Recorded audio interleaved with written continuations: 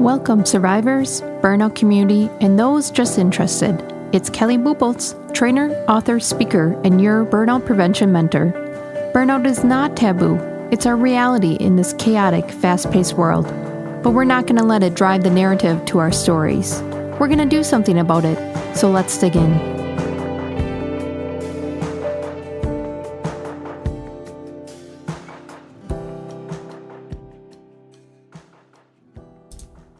Let's talk about naming an emotion, and that's an important part of the burnout recovery plan, was actually figuring out what is going on with you, because you can't fix it if you're just kind of guessing, or you might even be addressing it and it seems like nothing's changing, and it's because you're naming the wrong emotion. And this actually came up when I was working with clients, and we would be talking about, well, they do that, or they get this, or they got to take PTO. And that was an angry emotion, but actually when we really discussed it and looked down deep, it was resentment, which is an emotion of envy. So when you say, well, it must be nice to take that PTO and they get to always be off at the end of the year while we're working overtime over at the end of the year, or this person has a tribe, so they don't even need to get a babysitter, and us parents have to pay for a babysitter. That must be nice. It's an emotion of envy. So once you name it, do you see how lighter that gets? Versus I'm angry. Well, what are you angry at? That they have a grandma that takes care of their kids? That's pretty cool. That's pretty cool for the kids. That person took PTO. Great for them.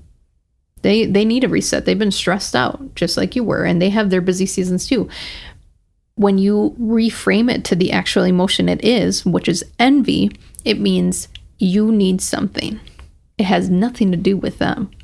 And I found myself saying this must be nice comment a lot when people will go on grand vacations and be off for a long time, because I was always on 24/7 in my role as the emergency contact, as someone who was a workaholic, a stress addict. I was always on. And so when people would take PTO and actually shut off and you couldn't get a hold of them, must be nice to shut off. Kelly didn't need to go on that vacation. Kelly needed to shut it off. Kelly needed to sign off. Kelly needed a nap. So when you can name that emotion, you can actually take appropriate action to process that emotion and to figure out how you're responding to it, because it has nothing to do with that other person. It has to do with your perception of that other person. So let's go through just one of them, and then you can go ahead and check the sheet in the attachment to really start naming based on your behaviors, based on how you're feeling, so that you can start to process it. Because once you name it, and you can name it in a genuine root cause manner, it processes so much easier. Versus Kelly's angry. Well, then I was just angry all the time. But when I said Kelly's envious of this, okay, what is this? Why are you envious of it? Oh, that's what I need. I'm missing that. That's a gap that needs to be filled. Do you see how faster that processes, how much lighter that is? So let's go through like anger, okay? Anger can be you're hurt. Anger can be that you might be insecure about something and someone's pushing you into it. It might be that you're hateful against someone. You hate them. It might be that you're just mad, that I'm just mad at the situation. Why is it going this way? It might be aggressive, right? I need to be aggressive right now. There is a response in which I need to get in my control and get defensive, aggressive. You might just be irritated, right? And then why are you irritated? Oh, because this continually happens. Because I'm not getting enough sleep. Because I don't feel good right now. We all know when we're sick, we don't feel good. Everything's irritating. Another emotion of anger is, are you distant, right? So you're the one being distanced, and now people aren't showing up. People aren't responding. People aren't talking to you. Well, that's it. You're not really angry. You're distant. You're distancing yourself. Another emotion of anger is critical. So are you being overcritical on yourself that it's literally making you angry? This spiral. So there's all different responses and body sensations that you will have within this.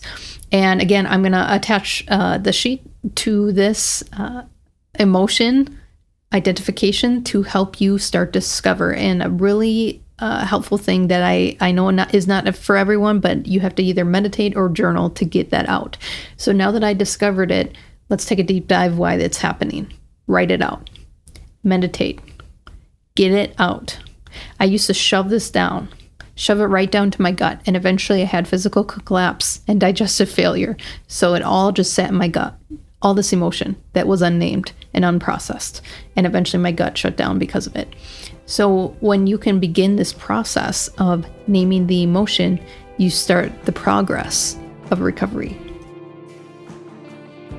I know you're not lazy. Most people in burnout are high performers, those serving others before themselves. Don't discount this step today, the action in which you focused on your self-growth. Piecing together the puzzle is half the journey. Rediscovering yourself, energy, and establishing new habits is the other. Do not underestimate the untapped inner strength inside you. Explore more resources on my website to move from zombie mode back to liveliness. See you soon.